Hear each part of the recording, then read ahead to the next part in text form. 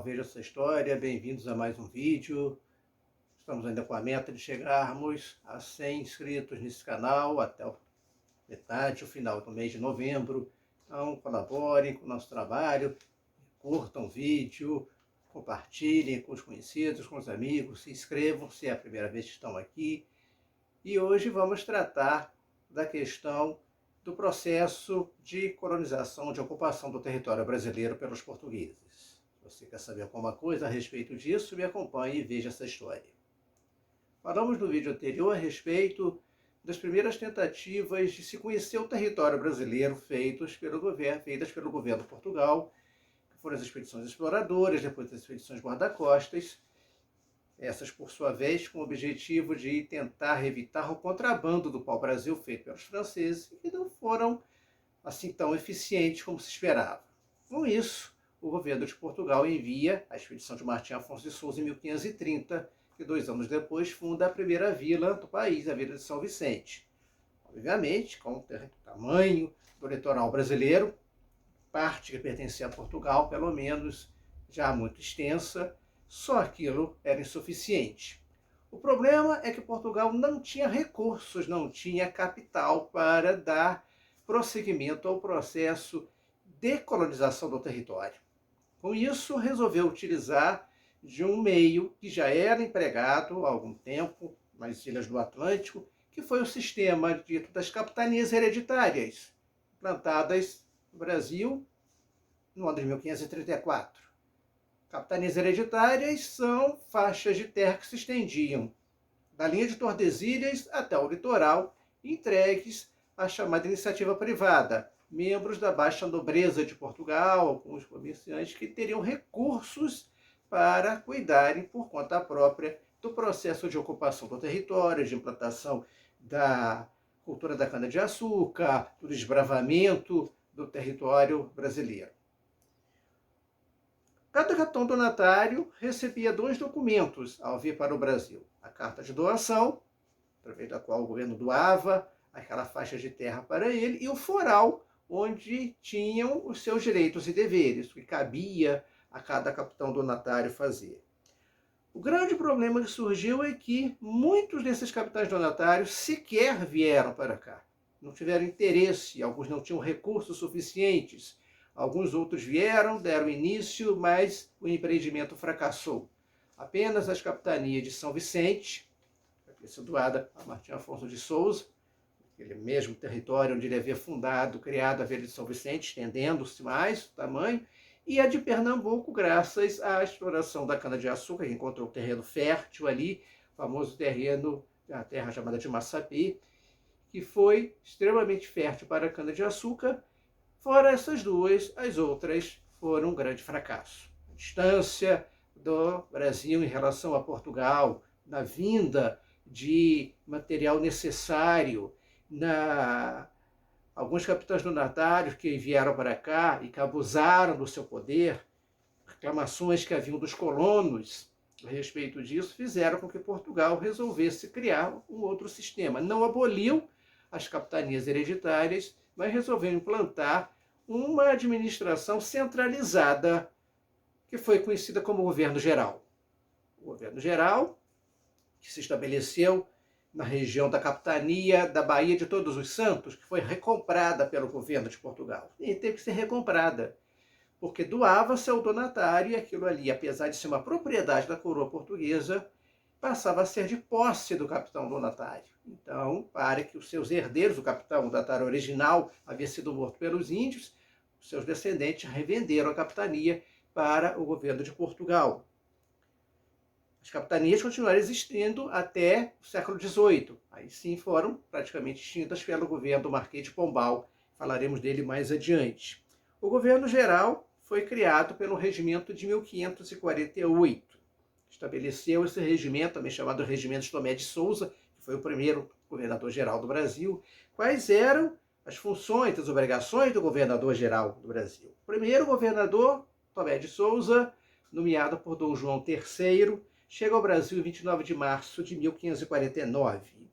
Com ele veio o primeiro grupo de padres jesuítas, com o objetivo de dar início ao processo de catequese, de educação dos povos nativos, dos índios, filhos dos colonos, e chefiando esse grupo de jesuítas, o padre Manuel da Nóbrega.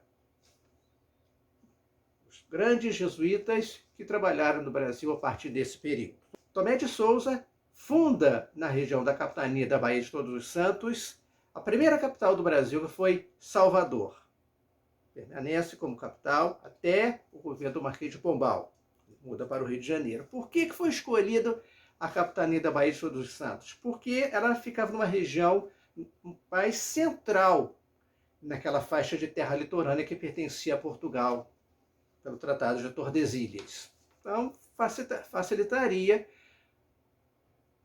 o deslocamento do capitão donatário, precisar fiscalizar as capitanias do norte e as capitanias do sul. Tomé de Souza trouxe com ele 3 auxiliares, que por sua vez também tinham outros subalternos, que eram o provedor-mor, responsável pelas finanças, seria assim uma espécie de ministro da economia, que ia cuidar exatamente de prover, de cuidar para que houvesse recursos para o processo de administração do país.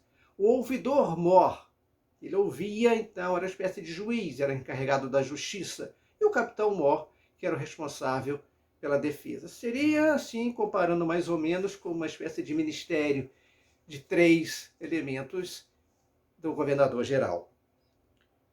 E contou com o apoio de um personagem muito interessante da nossa história, Diogo Álvares Correia, conhecido entre os índios como Caramuru, um náufrago que portou no Brasil, o navio ele afundou, chegou ao litoral e, a fim de não ser devorado pelos índios, deu sorte, encontrou uma arma no meio dos destroços do navio, deu um tiro para o alto, assustou os índios e passaram a chamá-lo de Caramuru, filho do trovão, por causa daquilo. Nunca tinham visto uma arma de fogo. Casou-se com a Índia Paraguaçu, que depois foi para a Europa, depois esteve na França.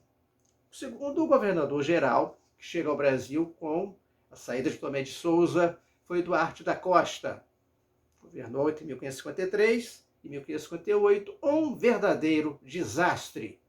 Duarte da Costa não tinha 1/10 da capacidade administrativa de Tomé de Souza e, para azar dele ainda, veio com um filho que aprontava todas. Mas alguma coisa positiva surgiu, porque o segundo grupo de jesuítas a chegar ao Brasil com Duarte da Costa agora veio com o futuro padre José de Anchieta, grande catequizador dos índios, que vai ser responsável mais adiante pela criação do núcleo que vai dar origem à cidade de São Paulo. Mas esse filho de Duarte da Costa, Álvaro da Costa, começou a aprontar e criou-se um desentendimento com o primeiro bispo do Brasil, que no governo de Tomé de Souza havia sido criado a primeira diocese do Brasil, em Salvador. E o primeiro bispo, Dom Pedro Fernandes Sardinha, vendo os abusos, vendo as coisas que o filho do governador fazia, chama a atenção. E a população local se dividiu. Umas apoiando o bispo, outros apoiando o filho do governador. O bispo foi chamado a Portugal para explicar a situação. Só que na viagem o navio dele sofreu um naufrágio, ele consegue se salvar do naufrágio, mas acaba devorado pelos índios caetés. Então aquela situação toda ficou em aberto. O filho do governador deu sorte com isso. O bispo não chegou a Portugal. E o grande problema que Duarte da Costa vai ter mesmo é a invasão francesa na região que hoje é a cidade do Rio de Janeiro. Franceses que foram comandados nessa investida agora mais séria do que aqueles corsários que vinham apenas levar para o Brasil, franceses que foram comandados por Nicolau Durand de Villegagnon. E Duarte da Costa não conseguiu expulsar os franceses. Ele não conseguiu fazer frente a essa invasão francesa. O aspecto positivo do seu governo é que, a 25 de janeiro de 1554, o padre José de Anchieta vai fundar o núcleo que vai dar origem à cidade de São Paulo atual, uma escola chamada de São Paulo de Piratininga. E ali surgiu depois a cidade de São Paulo, capital do estado, do mesmo nome. Em 1558 chega ao Brasil o terceiro governador-geral, Mendes Sá, que aqui fica até a sua morte em 1572, com a função praticamente inicial e básica de expulsar os franceses. E Mendes Sá não mede esforços para isso. Mendes Sá era muito mais eficiente, era muito mais capaz do que Duarte da Costa, e não trouxe nenhum filho para perturbar. Veio com a família inteira, mas nenhum filho que causasse os mesmos problemas que o filho de Duarte da Costa. Em 1563, o padre Manuel da Nóbrega e José de Anchieta conseguem, a muito custo, depois de 5 meses de ficar como refém dos índios na região de Peruígue, o padre José de Anchieta ficou ali como refém dos índios enquanto fazia-se um acordo com os portugueses, conseguiu se estabelecer a paz em Peruígue. Por que com os índios tamoios? Porque os franceses que ocuparam parte do território brasileiro fizeram aliança com esses nativos, com esses indígenas, contra os portugueses. Havia uma inimizade entre grupos indígenas brasileiros e os portugueses fizeram amizade com um grupo e o outro grupo, que era inimigo daquele grupo aliado dos portugueses, acabou se aliando aos franceses. E esse grupo dos tamoios, a chamada Confederação dos Tamoios, que era uma ameaça muito grande à presença portuguesa na região, onde hoje é a cidade de Ubatuba, em São Paulo, essa confederação acabou sendo dissolvida, ela não foi feita, e aquela primeira ameaça dos tamoios acabou sendo dissolvida. Mas os franceses continuavam na região, onde, a 1º de março de 1565, numa investida agora do sobrinho do governador Estácio de Sá contra os franceses, foi criada a cidade de São Sebastião, do Rio de Janeiro. A expulsão definitiva, no entanto, dos franceses custou muitos desafios, muitas lutas e a morte do próprio Estácio de Sá, que, ferido no rosto por uma flecha, veio a morrer e não viu a expulsão definitiva dos franceses. Contando agora com o apoio de um outro grupo de indígenas vindos da região onde hoje é o Espírito Santo, os índios Temiminós, os portugueses conseguem uma vitória contra os franceses. E esses índios eram chefiados pelo cacique Araribóia, que, como recompensa pelo seu apoio, recebeu uma sesmaria, onde ele funda a vila de São Lourenço, origem da cidade de Niterói. Quem chega em Niterói, indo de barca do Rio de Janeiro até Niterói, vê logo na entrada uma estátua em homenagem ao cacique Araribóia. Expulsos os franceses, finalmente, Mendes Sá viu que parte da sua missão havia sido encerrada, pediu que se enviasse um sucessor, e esse sucessor foi nomeado em 1570, Dom Luís de Vasconcelos. No entanto, o navio que ele viajava para o Brasil foi atacado por corsários franceses novamente, e ele é morto nessa investida desses corsários franceses, e Mendes Sá acaba ficando por aqui como governador-geral até 1572, foi o ano da sua morte. Depois disso, várias outras experiências administrativas continuaram. O Brasil foi dividido em 2 partes, depois foi reunificado.